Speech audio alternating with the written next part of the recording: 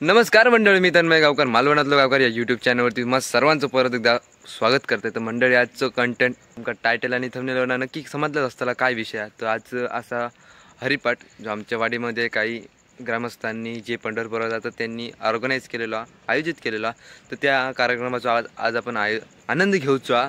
तर मंडळी, आपण आता जास्त वेळ न घेता आपण जाऊया आता तिकडे स्पॉटवरती आमच्याच वाडीत. तिकडे जाऊया, आपण शूटिंग करूया. तर तुमका लवकरात पूर्ण व्हिडिओ बघा. जर व्हिडिओ आवडल्यास व्हिडिओला लाईक करा आणि जर चॅनलवरती नवीन असाल तर चॅनलला सबस्क्राईब करा.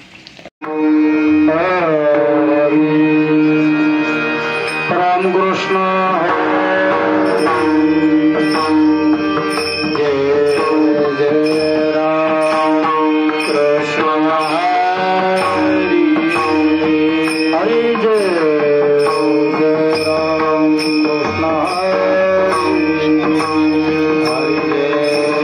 Baba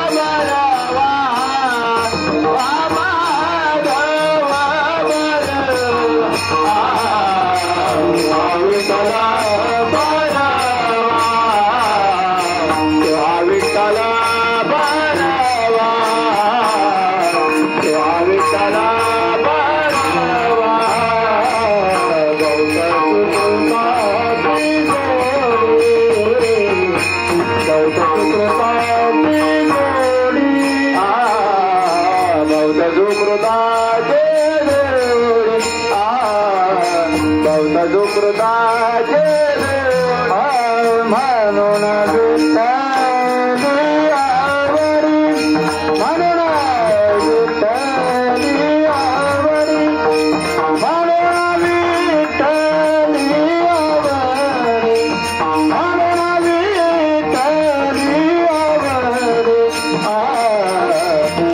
विठ्ठल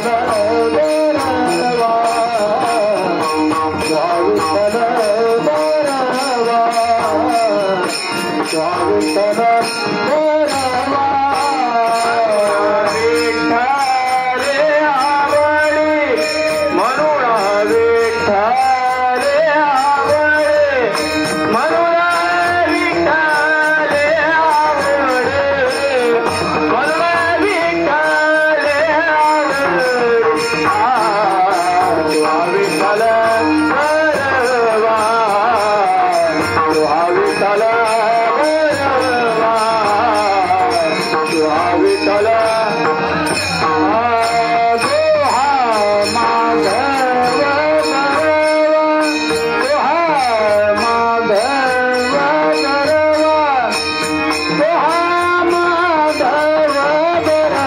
विठ्ठले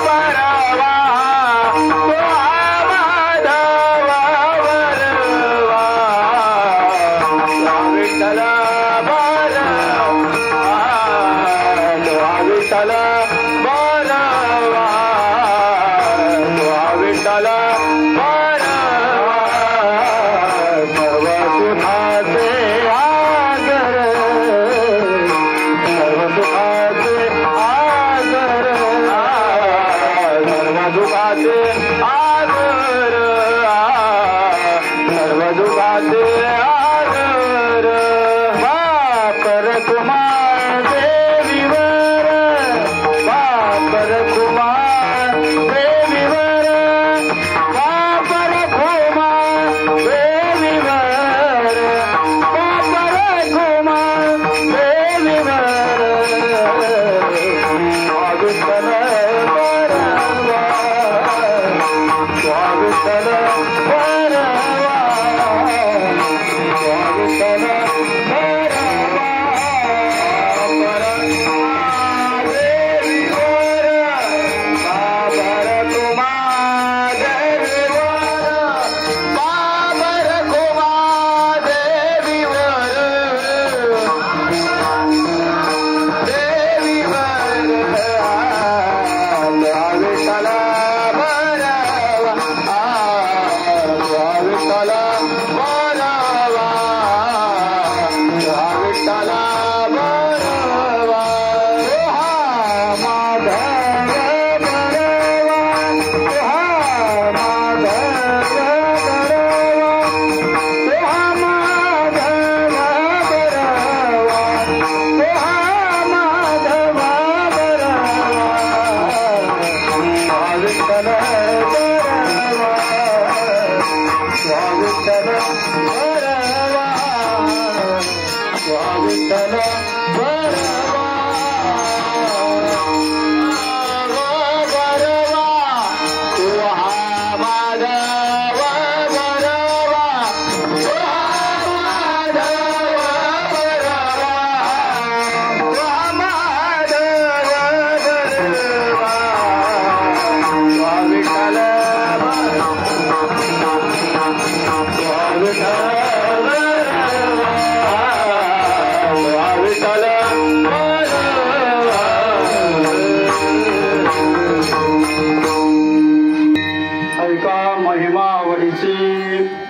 ऐका महिमा आवडीची बोरे खाय बिल्लटीची थोर प्रेमाचा भुकेला हाचे दुष्काळ तयारा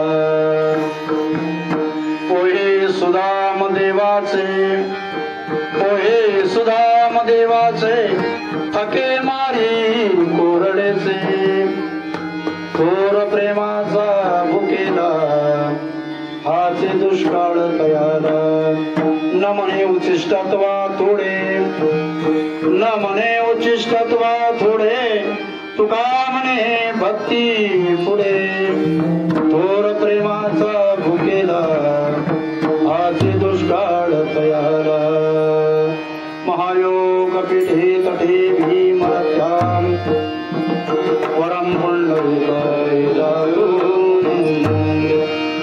समागस्त तिष्ठन्त महान्नतन्नं परब्रह्मलिङ्गं भजे पाण्डुरङ्गं पाण्डुरङ्गा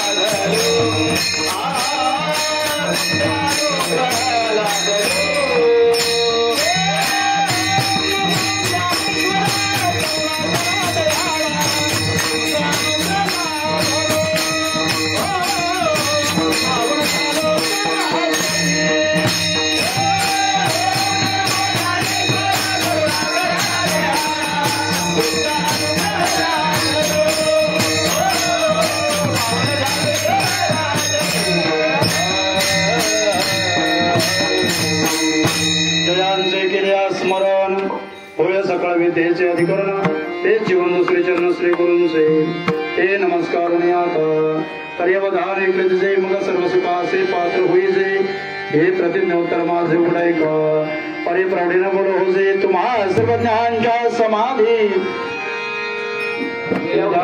माझी मस्तक माझा पाया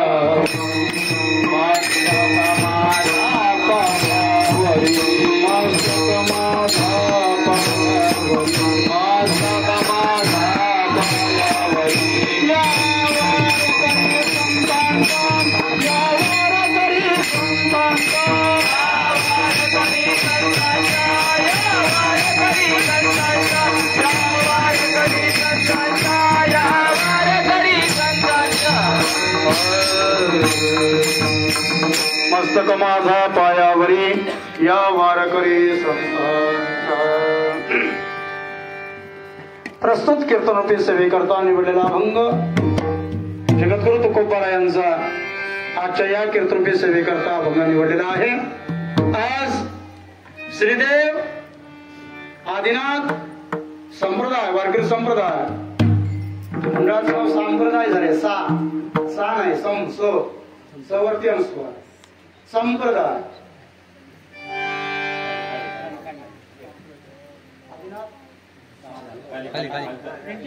संप्रदाय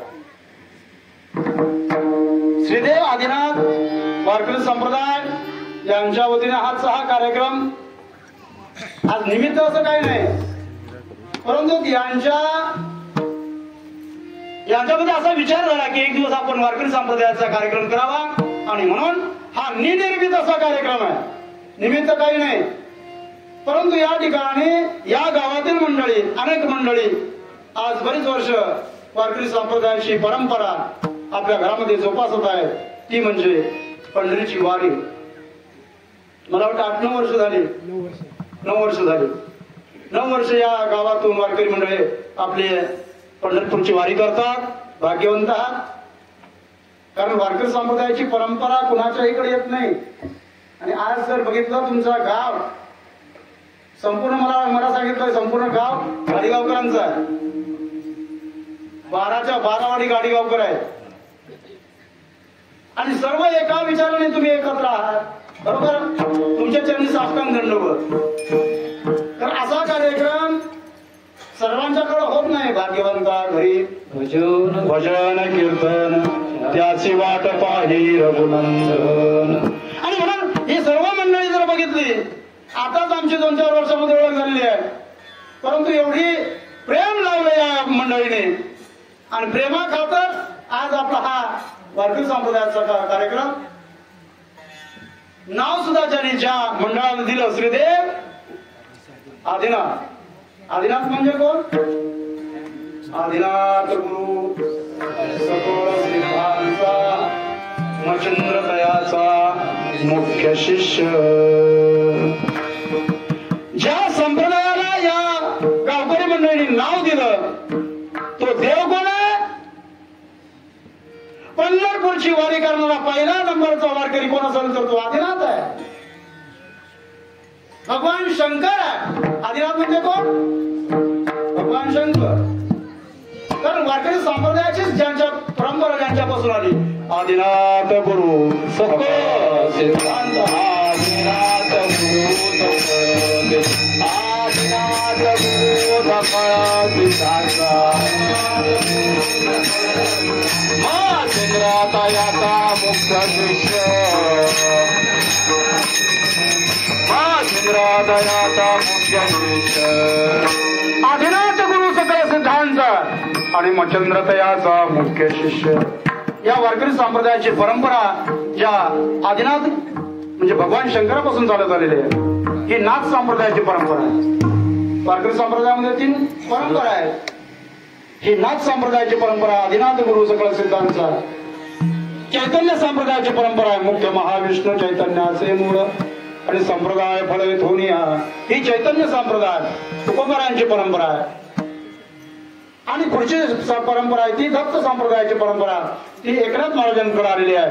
अशी परंपरा या वारकरी संप्रदायामध्ये आहे आणि हा वारकरी संप्रदाय अनादिकालापासून चालत आलेला आहे.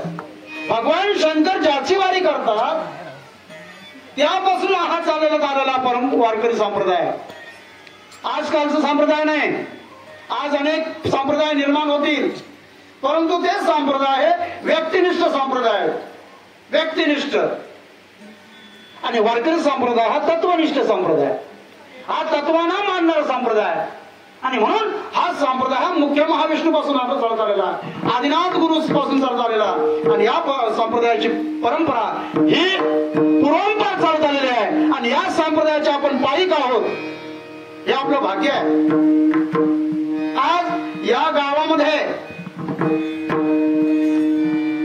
प्रेरणास्थान म्हणलेलं ते आपले गणपत घाडीगावकर वागदे यांनी या मंडळींना आपल्या बरोबर नेऊन संप्रदाय वाढवला. पुढं या शिरवंडे गावामध्ये संप्रदाय वाढवला.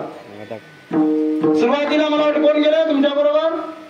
रामचंद्र घाडीगावकर, अर्जुन घाडीगावकर ऋषी मंडळी बरोबर होती. आता सगळ्यांची मी तर नाव घेत नाही, पण या ठिकाणी माऊली ज्याप्रमाणे सांगतात इवनेसे रोप लाविले द्वारी आणि त्याचा वेलू गेला गगनावरी. मोगरा फुलला फुले वेचिताचू भारू कधी असे आला. आज हे प्रत्यय आज तुम्ही 9 वर्षापूर्वी लावलेलं झाड आणि आज त्या झाडाला काय आलेला बहर आलेला आहे बहर. आणि मोगरा फुलला फुले वेचिताचे बहरू कधी असे आला. आणि एक दुसरी गोष्ट म्हणजे या शिरवणे गावामध्ये मला वाटतं दारू चालत नाही. दारू पिणारे लोक कमी आहे. हे सुद्धा एक भाग्याचं लक्षण आहे. आणि हीच परंपरा आपण राखली पाहिजे. आपला संप्रदाय टिकवला पाहिजे. आपली हिंदू संस्कृती टिकवली पाहिजे. आणि म्हणून आजचा हा जो कार्यक्रम आहे हा धर्मरक्षणार्थ धर्म कार्य असणारा हा संप्रदाय कार्यक्रम आहे. एक आवडी रचय करती त्या नाम धर्म देवी मग तेची रानुष्ठती सामान्य सकाळांचा धर्म कोणता आहे. ते जे वाडवडिलांनी जे काही पूर्वंपार चालू ठेवलेली परंपरा आहे ती परंपरा चालू ठेवणं हेच काय धर्म कार्य आहे. आणि वारकरी संप्रदाय हा धर्म टिकवण्याचं काम करत आहे. आणि ज्यावेळी आपण धर्माचं रक्षण करतो त्याचं रक्षणही करणारा भगवंत परमात्मा.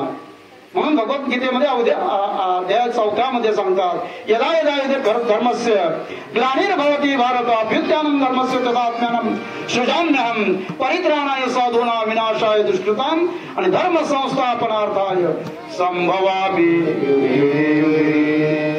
ज्यावेळी आपण धर्म कार्य करत असतो त्यावेळी धर्म कार्य करत असताना आपलंही रक्षण करण्याचं काम भगवंत परमात्मा करतात. कारण भगवंताचं वचन आहे यदा यदा धर्मस्य ग्लानिर्भवति भारत अभ्युत्थानं धर्मस्य तदात्म्यानं सृजाम्यहं परित्राणाय साधूनां विनाशाय दुष्कृतां आणि धर्म संस्थापनार्थाय संभवामि युगे युगे. आणि युगानुयुगात भगवंतानं काय केलं तक्तारा के पायापासी घेऊन या चक्रगदा हाती धंदा करीतो. काय करतो तक्तारा के पायापासी ज्यावेळी आपण ज्याचं अनन्य चिंतन करतो अनन्य चिंतन तो माझे जना कृपासुते तेषा नित्याभियुक्तानां योगक्षेम वहाम्यहं. आणि म्हणून अशा या परंपरेमध्ये आपण आलात भाग्यवंत आहात तुम्ही. वारकरी होणं म्हणजे एक साधी गोष्ट नाही. वारकरी होणं सामान्य गोष्ट नाही. महाराज म्हणतात होय होय वारकरी पाहे पाहे रे पंढरी. वारकरी होऊन पंढरपूर पाहणं यामध्ये महत्व आहे. वारकरी बरोबर माळकरीवरही व्हायला पाहिजे. गणपत घालेगावकर माळकरी वाढले पाहिजेत. जसे वारकरी वाढले तसे माळकरीही वाढले पाहिजेत. आणि माळकरी होऊन आपण जी वारी करू त्याला अधिक महत्व आहे. वारकरी होऊन आपण वारकरी आहातच सर्व पण वारकऱ्यामध्ये पुन्हा माळकरी. महाराज म्हणतात होईना भिकारी पंढरीचा वारकरी. एक वेळ भिकारी लागलं तरी चालेल परंतु मी कोण असावा पंढरीचा वारकरी असावा. अरे पंढरी कोण आहे भगवंत परमात्मा. कुठे वसविले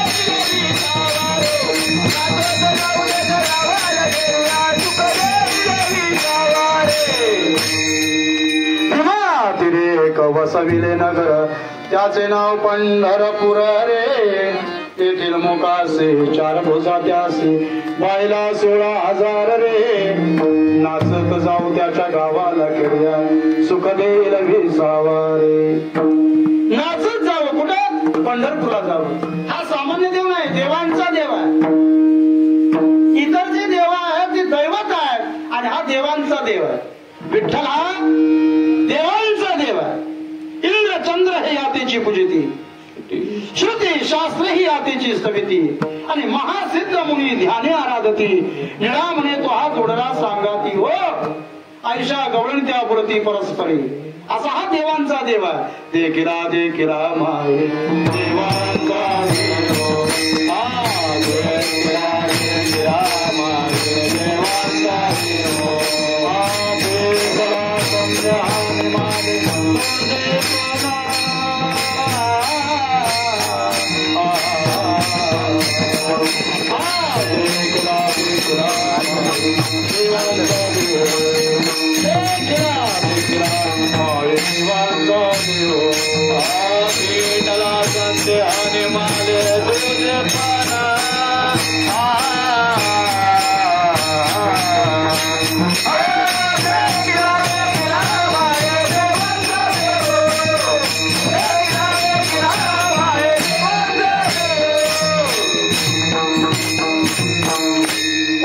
परमात्मा हा देवांचा देव आहे मगाशी म्हटल्याप्रमाणे इंद्र चंद्र महेंद्र यातेची पूजिती किंवा महाराज म्हणतात भगवंत परमात्मा म्हणतात स्वतः म्या बोलविल्या वेदू बोले म्या चालविल्या सूर्य चाले आणि म्या हलविल्या प्रभू हले तो या जगाचे चालतात जगाचा पालन पोषण करतात चालक जगाचा चालक कोण असेल तर तो परमानंद परमात्मा आहे आणि या कलियुगामध्ये श्रेष्ठ देव कोणता असेल तर तो विठ्ठल आहे कलियुगामध्ये श्रेष्ठ देव कोणता विठ्ठल सर्व सविस्तर गोष्ट सांगायला मला वेळ नाही कारण आम्हालाच यायला वेळ झाली त्याबद्दल मी आधी तुमच्या मंडळाची दिलगिरी व्यक्त करतो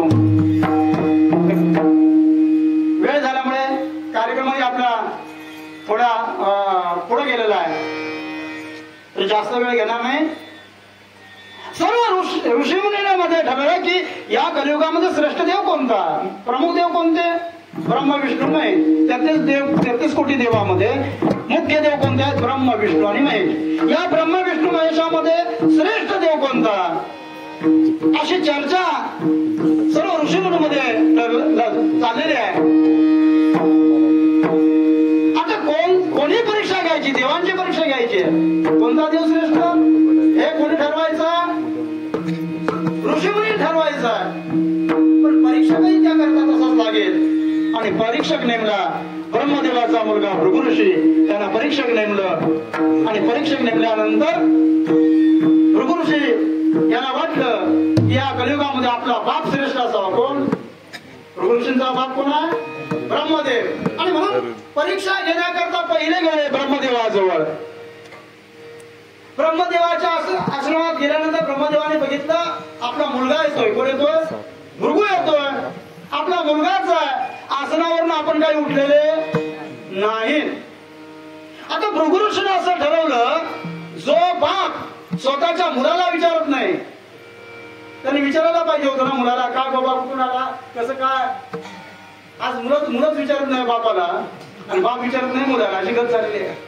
त्यामुळे तसंच झालं ब्रह्मदेवाने काही विचारलं नाही आज रोज मुलगा म्हणून येत होता आज परीक्षक म्हणून आलेला आहे विचारलं नाही त्या भृगु ऋषीने त्या ठिकाणी त्या ब्रह्मदेवाला आपल्या बापाला नापास केलं जो बाप आपल्या स्वतःच्या मुलाला विचारत नाही तो बाकीच्यांना काय विचारेल हा काही देव उपयोगाचा नाही नापास केलं त्या देवाला पुढे गेले भगवान शंकराजवळ त्यांच्याकडे परीक्षाच घ्यायची होती भगवान शंकर आपल्या आसनावरती होते बघितलं भृगु येतोय भृगु म्हणजे कोण ब्रह्मदेवाचा मुलगा ब्रह्मदेवाचा मुलगा काय आणि माझा मुलगा काय आणि म्हणून आसनावर उडी मारली आणि धावत धावत जाऊन त्याला आलिंगन देण्याकरता गेलेले कुणाला आलिंगन भृगु ऋषीनं थांबवलं थांबा काय म्हणले गळ्यात मेलेल्या माणसाची मुडकी काय घातली भस्म काय अंगाला लावलं सर्प काय गुंडाळले वाघाचं चामडं काय नेसला काय तुमचा अवतार आहे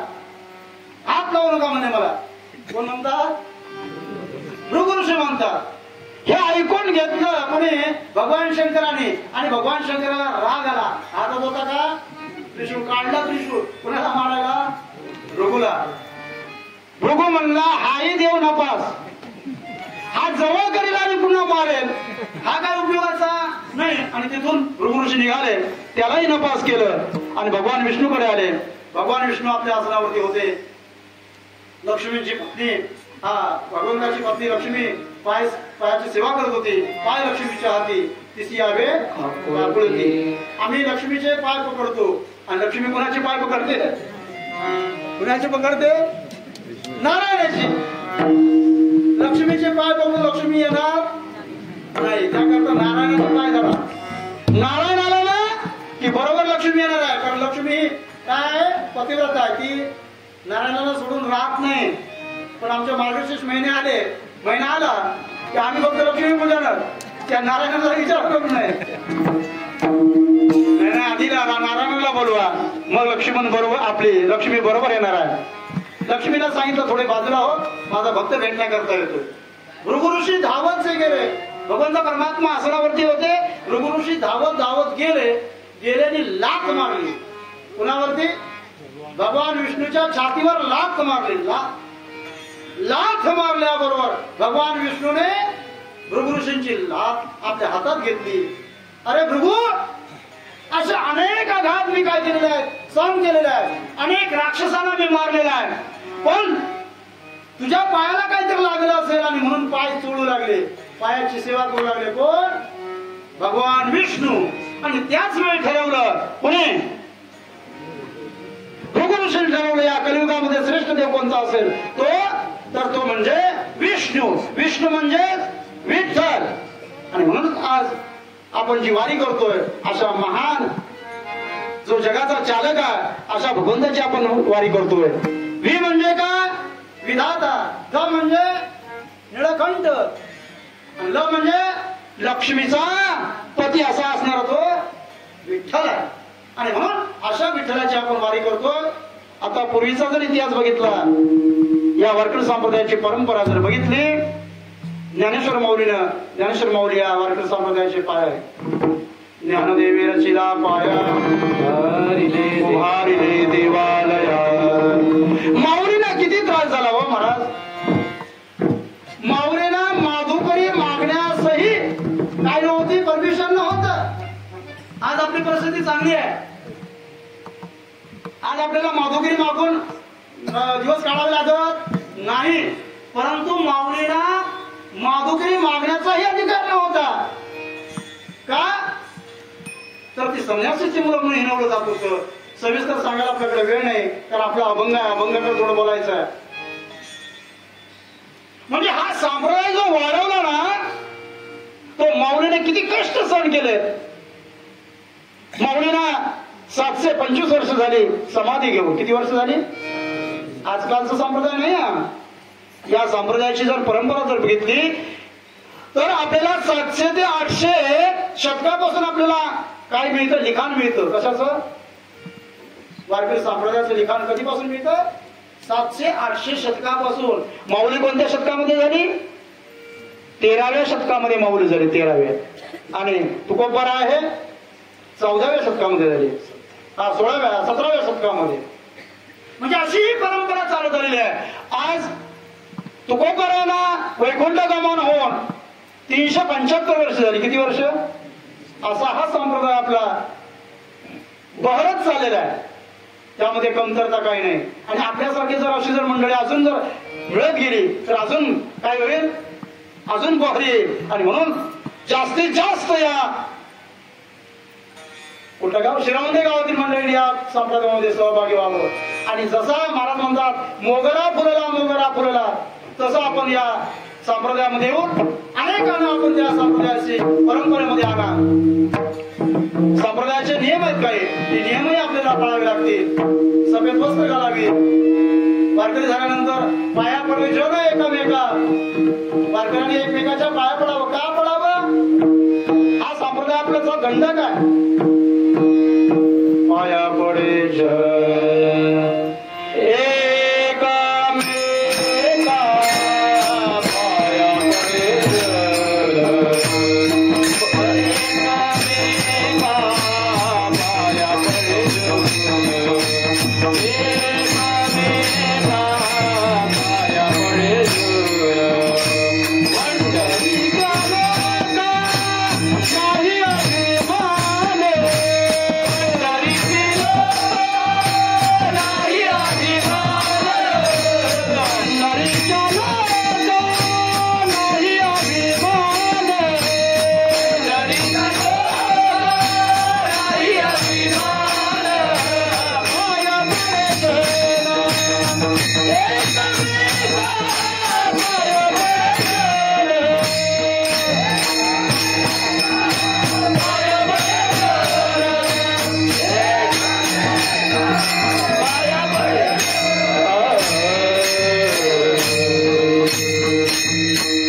पंढरीच्या लोका नाही अभिमान आणि पाया पडे जन एकमेका.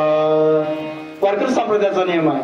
कोणी असो, लहान असो मोठा असो, सर्वांच्या पाया पडणं. आता पाया पडण्यामुळे काय होतं? महाराज म्हणतात आलिंगन घडे मोक्ष सायू जगा जोडे ऐसा संतांचा महिमा झाली बोलायाची सीमा. आपण एकमेकाच्या पाया काय पडतो? वारकरी संप्रदाय काय सांगतो? तर प्रत्येकाच्या हृदयामध्ये भगवंत परमात्मा आहे. कुणाच्या समोर असणाऱ्या प्रत्येकाच्या हृदयामध्ये भगवंत परमात्माचं वास्तव्य आहे. कारण भगवंत परमात्मा सांगतात ममा वर्षे जीव लोके जीव भोगतोस सनातना. भगवंत परमात्मा हा जीवाचा जीवन आहे. जीवीच्या जीवनात तुका म्हणे नारायण. आणि म्हणून एकमेकाच्या आपण पाया पडतो. आणि म्हणून हा वारकरी संप्रदाय लहान मोठं काही पाहत नाही. सर्वांच्या पाया पडणं हे आपलं काय आहे? आद्य कर्तव्य आहे. नित्यनेमानं हरिपाठ करणं हाही आपला नित्यनेम आहे. आता मी बघितलं मगाशी महिला मंडळीमध्ये दोघी जणी हरिपाठ म्हणत होती. या मॅडम आणि मागच्या मॅडम दोन महिला या ठिकाणी हरिपाठ म्हणत होती. महाराज ज्यांच्या घरामध्ये हरिपाठ होतो ना, भाग्यवंत आहात तुम्ही. आज 42 कुळांचा उद्धार तुमच्यामुळे होणार आहे. ज्ञानदेवा सांगो झाला हरी. ज्ञानदेवा सांगो झाला हरी. ज्ञानदेवा सांगो झाला हरी. पाठ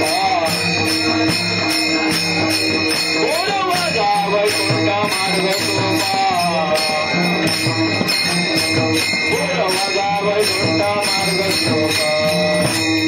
ज्ञानदेवा सांग झाला हरिपाठ पूर्वचा वैकुंठ मार्ग सोपा.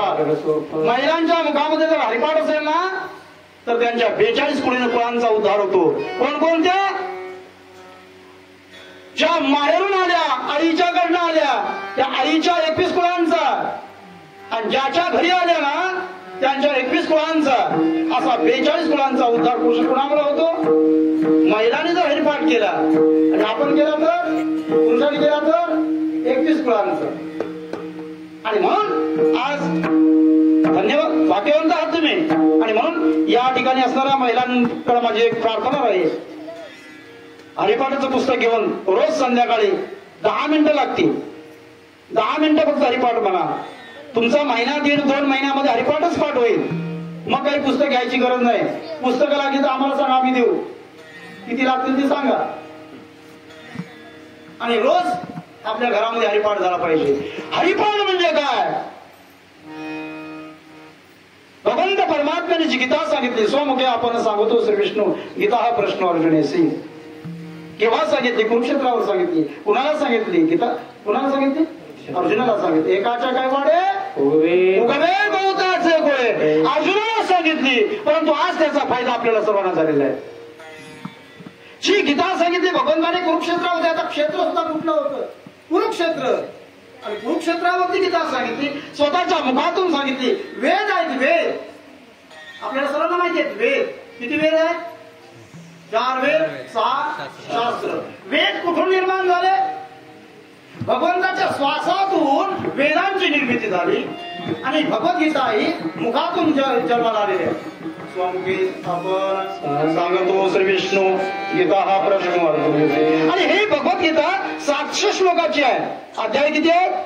18 अध्याय आहेत. 18 अध्याय आणि 700 श्लोक आहेत. या 700 श्लोकावरती ही संस्कृत असल्यामुळे ही देवभाषा आहे. संस्कृत ही देवभाषा आहे. देवाची भाषा कोणती आहे? संस्कृत आहे. परंतु आपल्याला सर्वसामान्य माणसाला ती समजणार नाही. आणि म्हणून या 700 श्लोकावरती 18 अध्यायावरती ज्ञानेश्वर माऊलीने टीका केली आणि ज्ञानेश्वरी ग्रंथ निर्माण केला. कोणता ग्रंथ? ज्ञानेश्वरी ग्रंथ. हा सुद्धा ज्ञानेश्वरी ग्रंथ 18 अध्यायाचा ज्ञानेश्वरी ग्रंथ आहे. आणि या 18 अध्यायामध्ये 9034 ओव्या आहेत. ओव्या ज्ञानेश्वरीने ओव्या आहेत ना, तर 9034 ओव्या आहेत.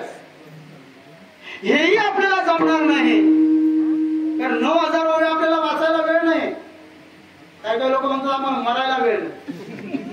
म्हणतात ना मरायला वेळ नाही. आता ती काय म्हण आपल्याला लक्षात येत नाही काय म्हणायचं आहे ते. 9034 ओव्या आणि वाचणार कधी? म्हणून माऊलीनं आपल्यावरती उपकार केले. आता माऊलींची ग्रंथ संपदा जर बघितली तर अनेक ग्रंथ निर्माण केले. चांगदेव 65 आहे, अमृतानुभव आहे, ज्ञानेश्वरी महाराजांची गाथा आहे, ज्ञानेश्वरी आहे आणि हरिपाठ आहे.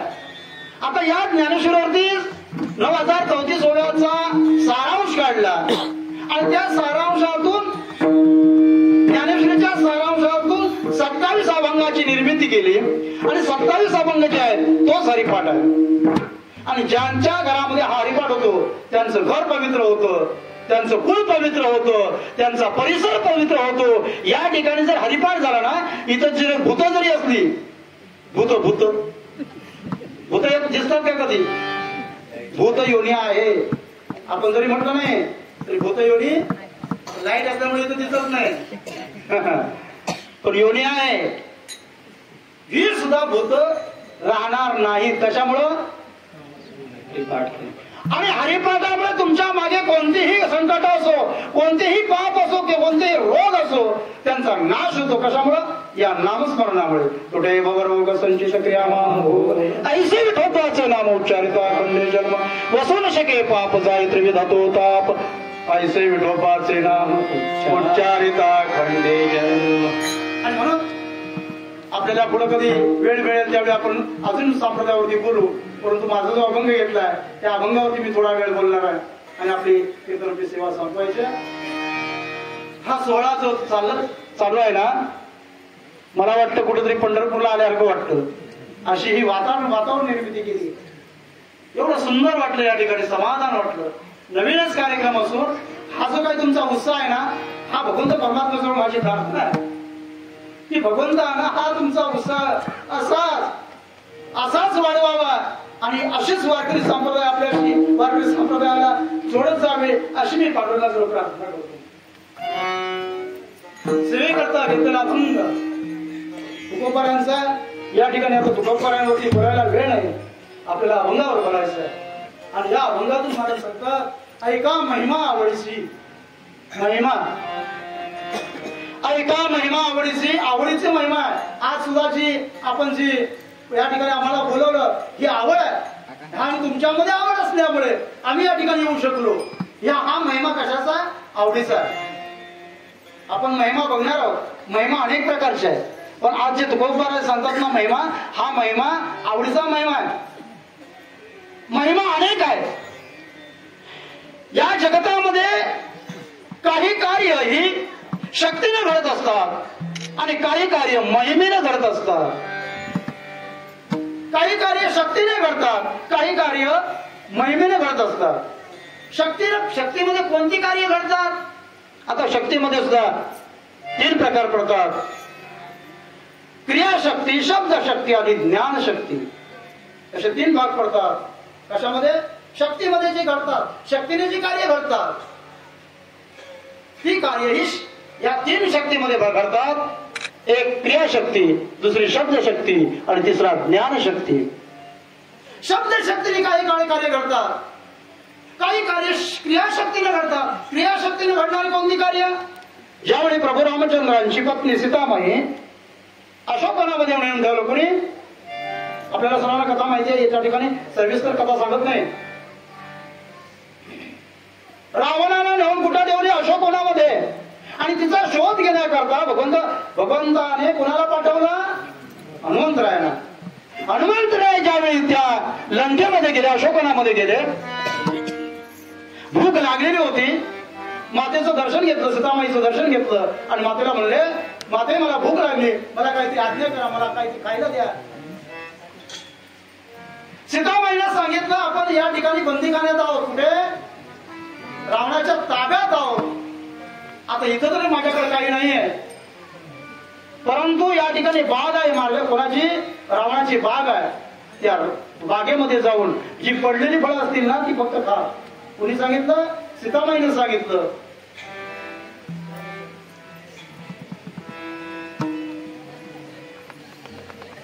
सीतामाईने सांगितलं पडलेली फळं खा.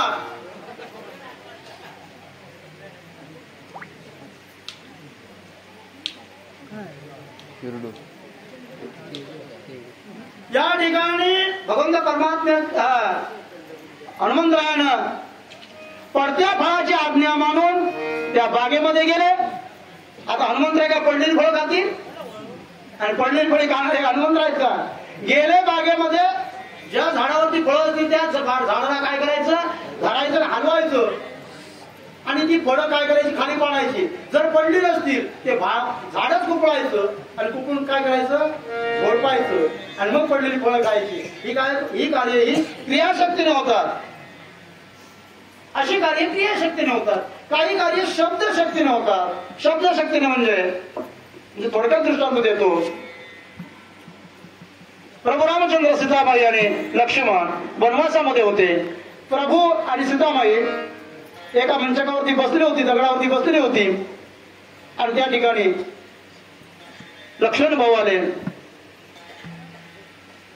आणि लक्ष्मण आल्यानंतर सीतामाई म्हणली लक्ष्मणाला, भाऊजी या ठिकाणी आम्ही बसलेला दोघे जण, या दोघांच्या पायामध्ये चांगले कोणते पाय, कोणाचे पाय चांगले आहेत?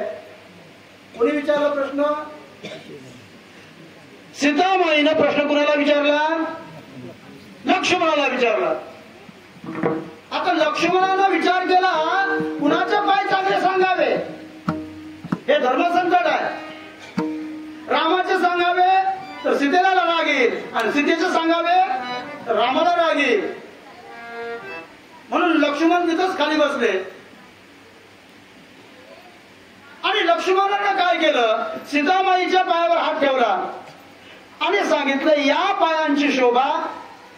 पुढचा हात उचलला आणि पुढे कुठे ठेवला, प्रभू रामचंद्रांच्या पायावर ठेवला. यांच्या पायामुळे तुमच्या पायाला काय आहे, शोभा, आणि यांच्या पायामुळे तुमचे पाय शोभून दिसतात. हा शब्द शक्तीचा प्रयोग आहे. कशाचा? शब्दाचा प्रयोग. या शब्द प्रयोगामध्ये त्यांनी कुणालाही नाराज केलेलं नाही. ही शब्दशक्ती आहे. दुसरी ज्ञानशक्ती आहे. ज्ञानशक्ती. काही कार्य ज्ञानशक्ती नव्हता. आपल्याला सर्वांना माहिती आहे, राम रावणाचं युद्ध चालू होतं. युद्ध चालू असताना प्रभू रामचंद्राने अनेक पाय सोडले प्रभूवरती, रावणावरती, परंतु रावण काही मारत नव्हता. विभीषणाने येऊन सांगितलं हनुमंतरायांना, हा रावण काही तसा मरणारा नाही. जोपर्यंत रावण प्रभू रामचंद्रांची पाठ काढत नाही ना, पाठ, तोपर्यंत रावण मरणार नाही. आणि तो सुद्धा त्याचा प्रभू रामचंद्रांचा बाण कुठं बसला पाहिजे, बेंबीत बसला पाहिजे, तरच तो मरणार आहे. कोणी सांगितलं? विभीषणाने सांगितलं. कोणाचं वर्म सांगितलं मरणाचं? आपल्या भावाच्या मरणाचं वर्म सांगितलं. आता प्रभू रामचंद्र त्या युद्धामध्ये तल्लीन होते. काय करावं? हनुमंतराय आले आणि प्रभुराम म्हणले, प्रभू थोडी पाठ जाऊ का कुणाला, त्या रावणाला थोडी पाठ दाखवा, आणि तुम्ही पाठ दाखवल्याशिवाय तो मरणार नाही.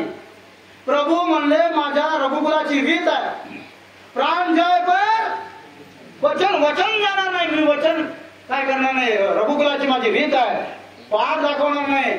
मी मेलो तरी चालेल. आता मग धर्मसंकट आलं. प्रभू पाठ दाखवत नाही तोपर्यंत तो मरणार नाही. म्हणून हनुमंतराने एक युक्ती केली. आता युक्ती म्हणजे ते महान हुशार होते आणि म्हणून त्यांचं वर्णन केलंय. मनोजो मारुतुल्य वेगम जितेंद्रियं बुद्धिमता वरिष्ठं वातात्मज वानरयुक्त मुख्यं श्रीरामदूतं शरणं प्रपदे. भरपूर हुशार. त्यांनी युक्ती केली, आपल्या शक्तीला आज्ञा केली, जा म्हणजे काम कर. शक्ती म्हणजे कोण आहे आपल्याला माहिती असेल किंवा माहित करायचं नंतर सांगेल, वेळ नाही आता इथे सांगायला. शक्तीला आज्ञा केल्यावर शक्तीवर आली आणि प्रभू रामचंद्रांच्या कानाकडे वळवळ करायला लागली. प्रभू रामचंद्र युद्धामध्ये तल्लीन आहे, इकडे वळवळ करायला लागली. कानाकडे वळवळतोय कोण म्हणून असे हात जोडायचे. कोण? प्रभू रामचंद्र हात झाडायचे, पुन्हा शेपटी यायची आणि वळवळ करायची. असं 4-5 वेळा झालं. झाडून तरी काही जाईना. म्हणून म्हणले, कोण वळवळतोय? पाठ मागे बघितलं आणि तिकडं तिने काय बघितली? पाठ बघितली. कुणाची? प्रभू रामचंद्रांची पाठ बघितली. आणि पुढे आल्यानंतर बाण सोडला. तो कुठं तिथं घुसला. हे वर्म होत. म्हणजे काही शक्तीने होतात. शक्तीने कार्य जे होतात ते ज्ञान शक्तीने होतात. काही कार्य ही क्रियाशक्तीने होतात आणि काही कार्य ही शब्द शक्तीने होतात. पुढे काही कार्य ही महिमेने होतात. महिमेने. महिमा फार महत्वाचा आहे. महिमा हा अघटित असतो. अघटित. घटित नाही, अघटित आहे. हा संबंधित आहे आणि अनियमित आहे. त्याला काय म्हणतात? काय म्हणतात? महिमा. आता महिमा असा आहे, एखाद्या विशिष्ट काळामध्ये घनगर्जना झाली. आकाशामध्ये घनगर्जना झाली. घनगर्जना म्हणजे विजांचा कडकडाट, ढगांचा गडगडाट असा आवाज आल्यानंतर आपल्याला माहिती आहे बगळी बलाका, या बगळी गरोदर राहतात. कोणत्या वेळी? आकाशामध्ये एखाद्या वेळी विशिष्ट कालावधीमध्ये घनगर्जना झाल्यानंतर त्या बगळी काय होतात? गरोदर राहतात. तोपर्यंत राहत नाही. आणि त्यानंतर गरोदर राहतात म्हणजे काय? त्यानंतर अंडी देतात ती. हा महिमा आहे. कशाचा? त्या घनगर्जनाचा, त्या आवाजाचा महिमा आहे. ते कशी अंडी देतात किंवा त्याच्यानंतर त्यांना जी मुलाची जन्माला येतात, पिलं जन्माला येतात, ती त्याच्यानंतर येतात. घनगर्जनाचा आवाज आल्यानंतर ती कशी होतात याचं आपल्याकडे उत्तर नाही. आता कासवीची पिलं आहेत. कासवी कुठं सापडतात आपल्याला? कासव समुद्रात कासव असतात. आणि ती पिलांना जन्म दिल्यानंतर कासवी ही स्तनपान करत नाही. दूध देते का त्यांना पिलांना? मग काय करते? फक्त नजर टाकते. कुणावरती? दृष्टी टाकते आपल्या पिलांवरती. आणि पिलांवरती दृष्टी टाकली की पिलं काय होतात? धष्टपुष्ट होतात. त्यांना काही पाजायची गरज नाही. हा महिमा आहे. तुम्ही कधी ऐकलेत का? कासवीची पिलं आईच्या स्तनाला लागतात? नाही. हा महिमा आहे. कशाचा? त्या दृष्टीमध्ये महिमा आहे कासवीच्या.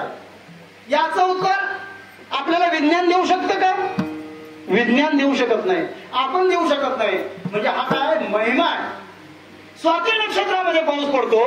स्वाती नक्षत्रामध्ये पाऊस पडल्यानंतर पाण्याचा थेंब जर सर्पाच्या मुखामध्ये पडला, तर त्या सर्पाच्या मुखामध्ये त्या पाण्याच्या थेंबाचं विष बनतं.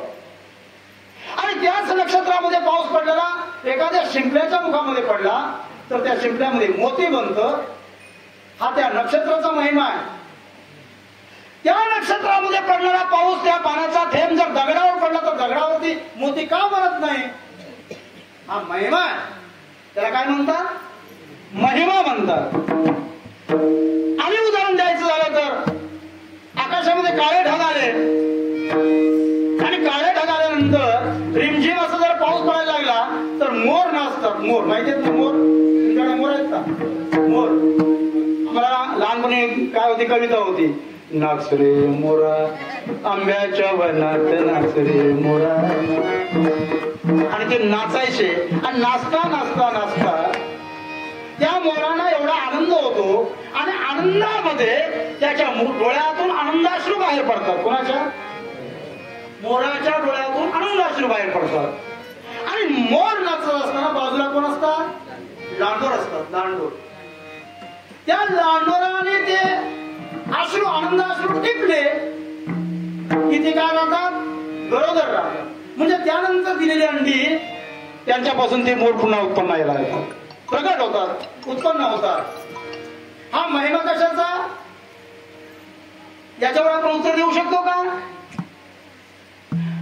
आनंदाश्रू टिपल्यानंतर आणि त्यानंतर ती गरोदर राहिल्यानंतर त्यांना काय मुलं काय होतात? उत्पत्ती होते यांची. हा महिमा आहे. आणि म्हणून या ठिकाणी महिमा अनेक प्रकारे सांगता येतील. अनेक वस्तूंचाही महिमा आहे. महाराज म्हणतात आपुल्या महिमेने धातू परस केले सोने, धातू परस केले सोने, धातू परस केले सोने.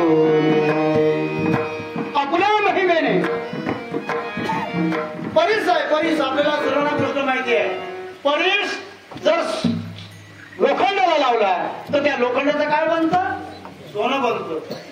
जरी आज आपल्याकडे नसला तरी नामदेवराय होते ना, नामदेवराय त्या काळामध्ये होता. आज आपल्याकडे कोणाकडे असला तर सांगा.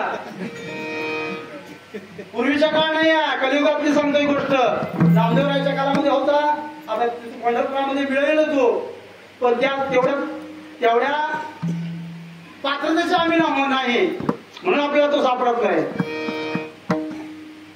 परीस जर लोखंडाला लावला तर त्या लोखंडाचं काय बनतं? सोनं बनतं. म्हणून महाराज म्हणतात आपल्या महिमेने धातू पंच केले सोने. हा महिमा आहे कशाचा? त्या परिसराचा महिमा आहे. तसा अनेक महिमा आपल्याला सांगता येतील. नामाचा महिमा आहे. कोणता? मी तो अल्प माती हिने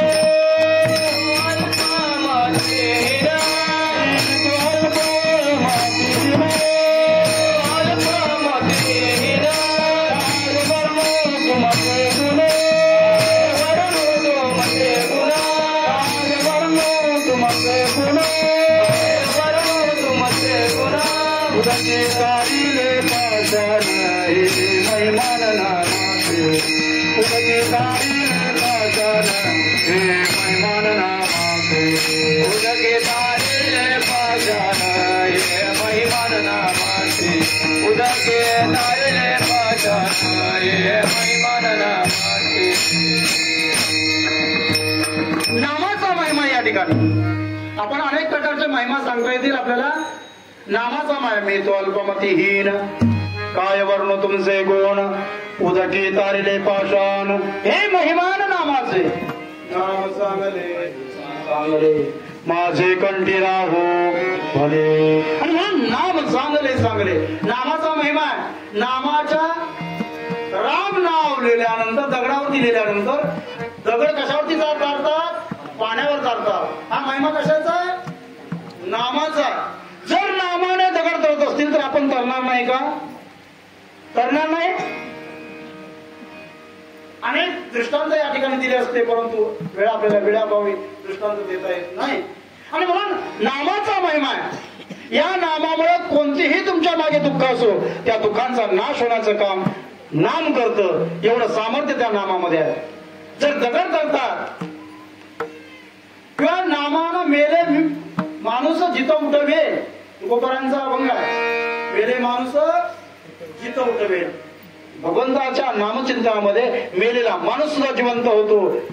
हा तुकोबरायांच्याकडं तुकोबरांच्या समोर कीर्तनामध्ये घडलेला प्रकार आहे.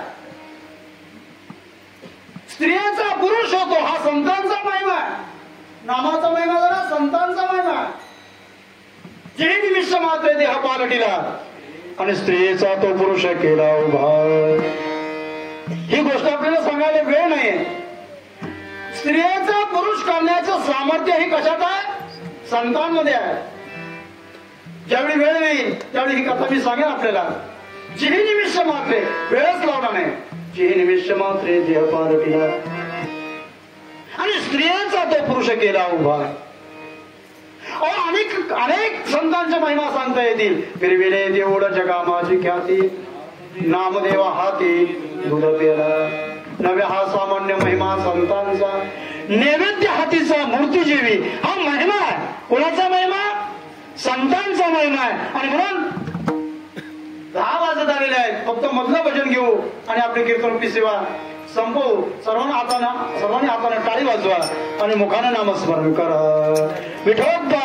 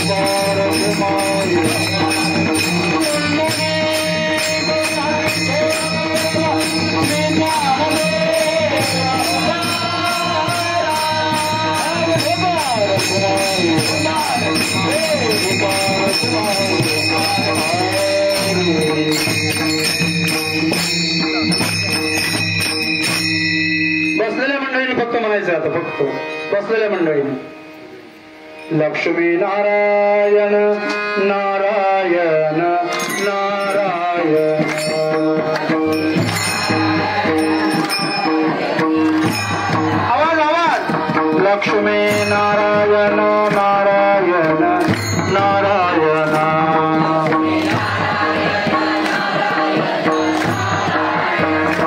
लक्ष्मी नारायण नारायण नारायण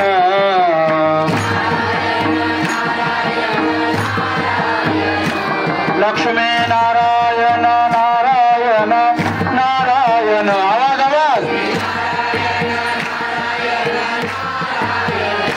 लक्ष्मी नारायण नारायण नारायण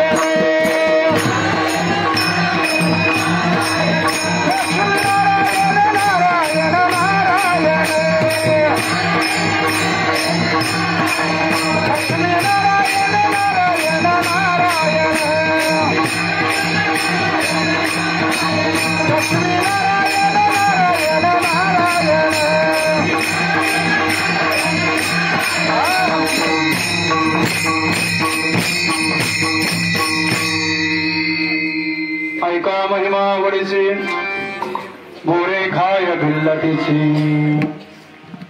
जगामध्ये काही कार्य शक्तीने करतात काही कार्य महिमेने करतात आपण थोडक्यात त्याचा विस्तार पाहिला महाराज या ठिकाणी महिमा जो सांगितला तो प्रेमाचा महिमा सांगितला आवडीचा महिमा सांगितला ऐका महिमा आवडीची बोरे खाय भिल्लटीची हा भगवंत परमात्मा प्रभू रामचंद्र कुणाची बोरं खातो त्याच्या नीच कुळामध्ये जन्माला आलेली भिल्ल कुळामध्ये आलेली जन्माला कोण शबरी आपल्याला शबरीचा इतिहास माहिती असेल लग्न ठरलेला आहे आणि उद्या सकाळी या शबरीचा विवाह होणार आहे राजघराण्यातली ही शबरी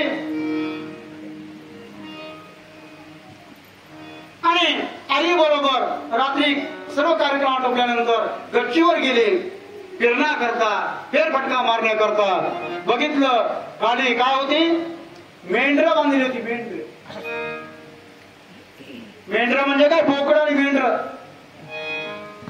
विचारलं आईला आई ही जी मेंढर आहे ती कसं करताय तो आईनं सांगितलं तुझा बाप या राक्षस कुळामध्ये राजा आहे आणि राजा असल्यामुळं आपल्या प्रजेला मिष्टान्न बनवण्याकरता मिष्टान्न म्हणता येते त्याला त्यांचं कापून त्यांचं काय करणार आहे मटण बनवणार आणि त्यांचं भोजन कोणाला वाढणार आहे आपल्या प्रजेला लग्नाला आलेल्या लोकांना वाढणार आहे बघितलं अनेक ती मेंढर बांधली होती माझ्या एका लग्नाकरता एवढा मेंढरांचा बळी जात असेल तर लग्न काय उपयोग आणि म्हणून ती रात्रीच निघाली जंगलाचा रस्ता धरला जंगलामध्ये निघून गेली जाता जाता मातंग ऋषींचा आश्रम लागला आणि मातंग ऋषींच्या आश्रमाच्या बाजूला एका झाडावर जाऊन याला मुक्काम ठोकला त्या झाडावरती रात्रीच्या वेळी मातंग ज्यावेळी विश्रांती घेत होते घेत असायचे त्यावेळी झाडावरून खाली उतरायची आणि मग त्यांच्या आश्रमाचा परिसर स्वच्छ करायचे आणि पुन्हा जाऊन झाडावर बसायची. मातंग ऋषी नाही समजेना कोण आपली सेवा करतोय. एक दिवशी असं घडलं, तिची काहीतरी तब्येत बिघडली आणि साफसफाई करण्याकरता तिला वेळ झाला आणि सकाळी सकाळी पहाटे ती साफसफाई करण्याकरता आली. एवढ्यात मातंग ऋषींची जी शिष्य मंडळी होती त्यांनी बघितलं ही साफसफाई करणारी झाडलोट करणारी बाई कोण आहे. एका क्षुद्र कुळात जन्माला आले कोणतरी दिसली आणि हिने येऊन काय केलं, आमच्या महाराजांचा आमच्या मातंग ऋषींचा रस्ता काय केला, अशुद्ध केला. हो बाजूला हा कोण म्हणताय. मातंग ऋषींचे शिष्य म्हणतात.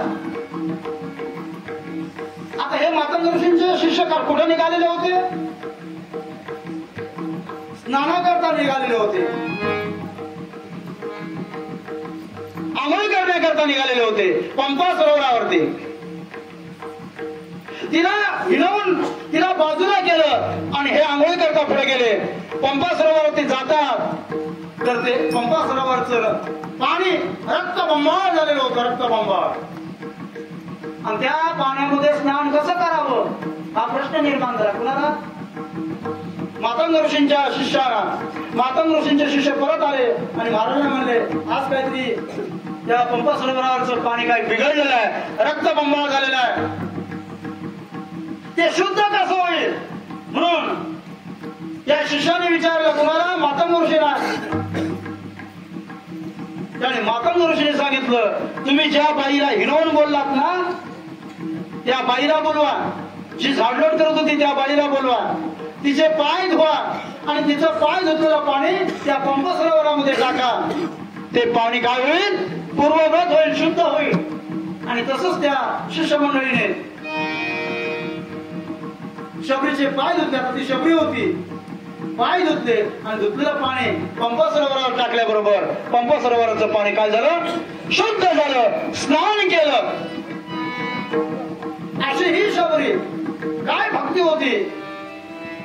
आणि या शबरीला शब्द दिला मातंग ऋषीने, तुला प्रभू रामचंद्रांची भेट होईल. आणि मातंग ऋषी निजधामाला गेले.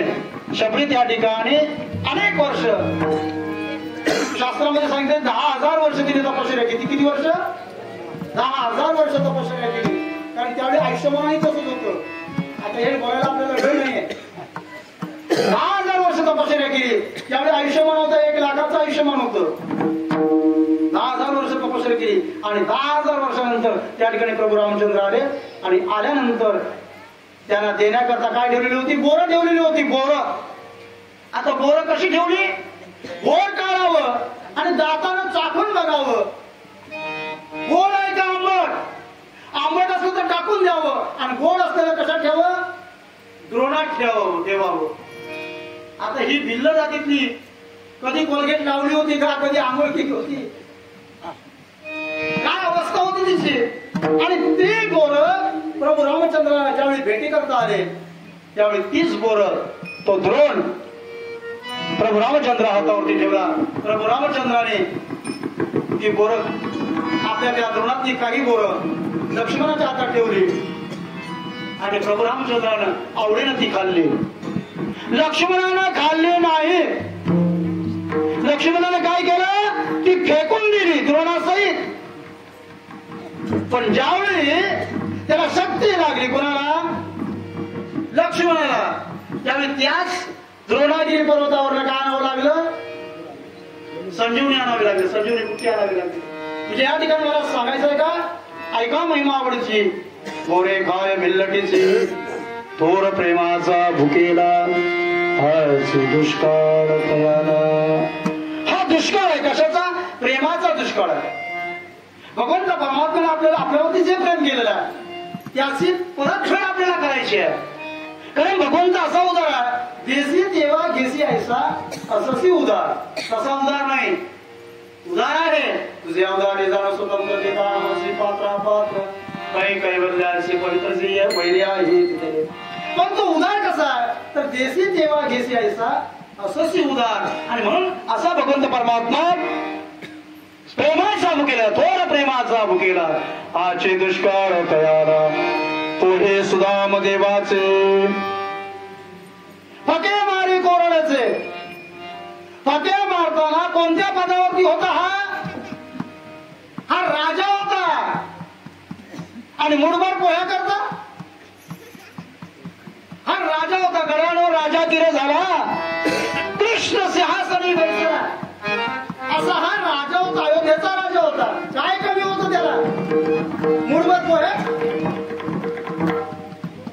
हा प्रेमाचा भुकेलेला आहे. प्रेमाचा तुम्ही जसं प्रेम करा त्या भगवंतावरती तसं प्रेम तुमच्यावरती भगवंत करेल. पोहे सुदाम देवाचे फके मारी कोरडेचे आणि अभंगाच्या शेवटच्या चरणासारखा न म्हणे उच्चिष्टत्वा थोडे तुका म्हणे भक्ती पुढे. ते उच्चिष्ट आहे का थोडा आहे हे बघत नाही कोण भगवंत परमात्मा उच्चिष्ट. आता उष्टी बोरे खाल्ली मुठभर पोहे होते ते फका खाल्ले. आता मुठभरच का आणले काहीच नव्हतं घरात काहीच नसतं. ब्राह्मण दुखे दारिद्र्य त्याचे भेटीला गेला शुद्ध भाव देखोनिया गाव सोनियाचा लिहिला विठोबाचा धर्म जागो त्याचे चरणी लक्ष लागो. थोडे म्हटले नाही ते थोडे असणारे पोहे सुद्धा फका काय न म्हणे उच्चिष्टत्वा थोडे तुका म्हणे भक्ती पुढे थोर प्रेमाचा भुकेला आचे दुष्काळ तयार. झाली सेवा पांडुरंग चरणी अर्पण करून पायाच्या प्रसादे काही बोलिलो विनोदे ते मज क्षमा करणे संती नव्यांग भूत नव्या उपदेश तुमचे बरबडिलो शेष तुमच्या कृपेचे पोसणे जन्मोजन्मे तुका म्हणे. अशीच आपल्याकडनं पांडुरंग परमात्म्याची हा विश्वचालक आहे. ज्याचे आपण भक्ती करतोय ज्याचे आपण वारकरी बनलोत ना हा विश्वाचा चालक आहे. आणि या विश्वाच्या चालकाची आपल्याकडनं सेवा घडावी अशी मी पांडुरंगाजवळ प्रार्थना करतो आणि आपली कीर्तनरूपी सेवा संपवतो. भैरवी होईल आणि भैरवी झाल्यानंतर कीर्तनरूपी सेवा संपेल. म्हणा नमरे उचिष्ट अथवा थोडे नमरे उचिष्ट अथवा थोडे नमरे उचिष्ट अथवा थोडे नमरे उचिष्ट अथवा थोडे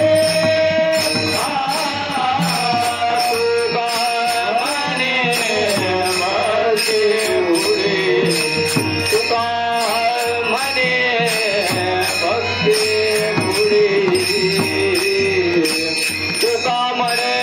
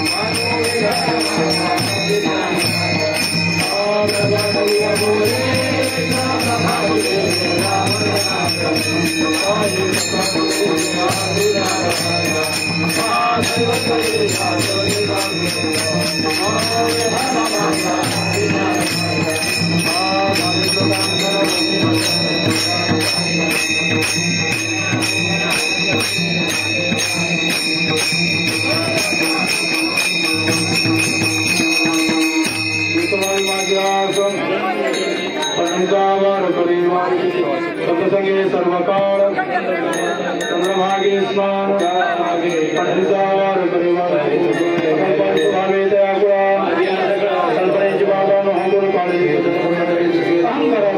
राजसा भावे कमा कल्पनेची बाबानो हंगोर काळी